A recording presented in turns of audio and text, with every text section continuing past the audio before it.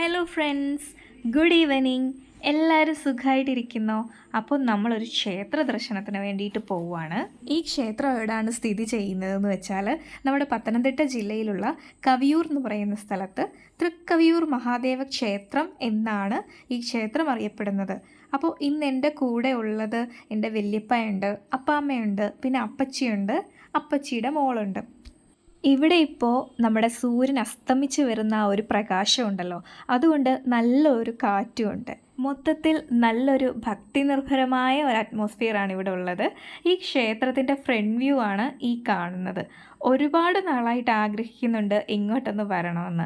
ഇന്ന് തിരക്കില്ലാത്ത ദിവസമായിരുന്നു കേട്ടോ. ഞങ്ങൾ പുറത്തുനിന്ന് എണ്ണയും തിരിയും കർപ്പൂരവും അതുപോലെ ഓരോ നടയിലും സമർപ്പിക്കേണ്ട പൂമാലകളും ഒക്കെ വാങ്ങിച്ചിട്ടുണ്ടായിരുന്നു. ഒരുപാട് നാളായിട്ടുള്ള എൻ്റെ ഒരു ആഗ്രഹമായിരുന്നു ഒന്ന് ഇങ്ങോട്ട് വരണമെന്ന്. കാരണം ചെറുതിലെ ഒന്ന് വന്നതല്ലേ. അപ്പോൾ എന്നെ ചെറുതിലെ കൈപിടിച്ച് കൊണ്ടുവന്നവരുടെ കൂടെ അവരെ കൈപിടിച്ച് എനിക്കിവിടെ കൊണ്ടുവരാൻ പറ്റിയതിൽ എനിക്ക് ഒരുപാട് സന്തോഷമുണ്ട്. അകത്ത് ക്ഷേത്രത്തിലെ ദർശനം എല്ലാം കഴിഞ്ഞതിന് ശേഷം ഞങ്ങൾ പുറത്തിറങ്ങി. പുറത്ത് അവിടെ മറ്റൊരു ക്ഷേത്രം കൂടിയുണ്ട്. ഈ ക്ഷേത്രത്തിൻ്റെ കോമ്പൗണ്ടിനുള്ളിൽ തന്നെ ഒരു ശ്രീകൃഷ്ണൻ്റെ ക്ഷേത്രം കൂടിയുണ്ട്. ഇവിടുന്ന് കുത്തനെ നല്ലൊരു പടിക്കെട്ടുണ്ട് കേട്ടോ അങ്ങോട്ട് ഇറങ്ങിപ്പോകാൻ വേണ്ടി. അപ്പോൾ അപ്പാമ്മയ്ക്കും വല്യപ്പയ്ക്കും വരാൻ നല്ല ബുദ്ധിമുട്ടായിരിക്കും.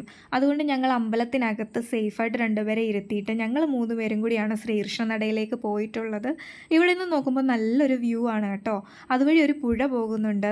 അവിടുന്ന് അസ്തമയ സൂര്യനെ കാണാൻ പറ്റുന്നുണ്ട്. ആ മൊത്തത്തിലുള്ള ആ ഒരു വ്യൂവിൽ നിന്നുകൊണ്ട് നമുക്ക് ഭഗവാനെ തൊഴാൻ പറ്റുന്നത് ഏറ്റവും വലിയൊരു ഭാഗ്യമായിട്ട് കാണുന്നു. എൻ്റെ കുഞ്ഞുനാളിലാണ് ഞാനന്നിവിടെ വന്നിട്ടുള്ളത്. അപ്പോൾ ഒന്നും ഈ ക്ഷേത്രം ഇതുപോലെയൊന്നും ആയിരുന്നില്ല കേട്ടോ. ഇത്ര പടിക്കെട്ടുകൾ ഉണ്ടായിരുന്നു. ഇതുപോലെ താഴ്ചയിൽ തന്നെയാണ് നമ്മുടെ ക്ഷേത്രം സ്ഥിതി ചെയ്തിരുന്നത്.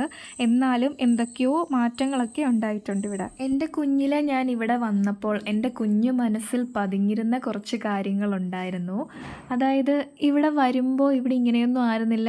അതൊന്നാമത്തെ കാര്യം. പിന്നെ ഇവിടുത്തെ നമ്മുടെ പൂജകളൊക്കെ ചെയ്യുന്ന ആൾക്കാരുണ്ടല്ലോ, അന്ന് നമ്മുടെ ഈ കുടുമയൊക്കെ കെട്ടിയ ആൾക്കാരില്ലേ, തലയിൽ ഇങ്ങനെ കുടുമ കെട്ടി നമ്മുടെ ദേഹത്തെ തോളത്തൂടി ഇങ്ങനെ ഒരു മുണ്ടിങ്ങനെ സാരിയൊക്കെ നമ്മൾ ഉടുക്കുന്ന പോലെ ഇങ്ങനെ ഒരു മുണ്ടിട്ടിട്ട് അങ്ങനെയൊക്കെയുള്ള ഒരാൾക്കാരായിരുന്നു കേട്ടോ ഇവിടെ പൂജ ചെയ്തിരുന്നത്. അന്ന് എൻ്റെ കുഞ്ഞു മനസ്സിൽ പതിഞ്ഞ കുറച്ച് കാര്യങ്ങളാണ് ഞാനിവിടെ പറയുന്നത്. പൂജാരിമാരൊക്കെ അങ്ങനത്തെ ആൾക്കാരായിരുന്നു.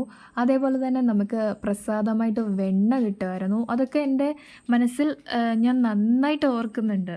ഇനി അന്ന് എന്തെങ്കിലും വിശേഷ ദിവസങ്ങളായിരുന്നോ, പൂജകളൊക്കെ പുറത്തുനിന്ന് വന്ന അതുപോലുള്ള പൂജാരികളാണോ ചെയ്തുകൊണ്ടിരുന്നത്, അതൊന്നും എനിക്ക് ഓർമ്മയില്ല കേട്ടോ.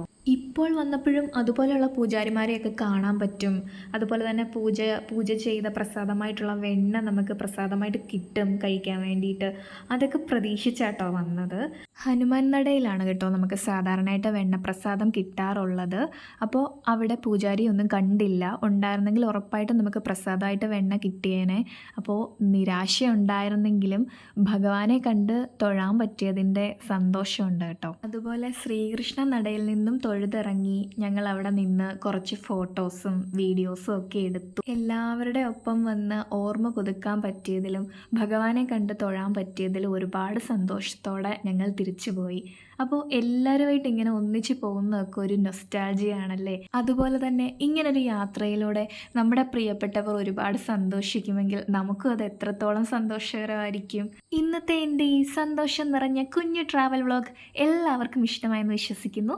ഇഷ്ടമായെങ്കിൽ ലൈക്ക് ചെയ്യുക, ഷെയർ ചെയ്യുക, സബ്സ്ക്രൈബ് ചെയ്ത് സപ്പോർട്ടും കൂടി ചെയ്തേക്കണേ. ബൈ.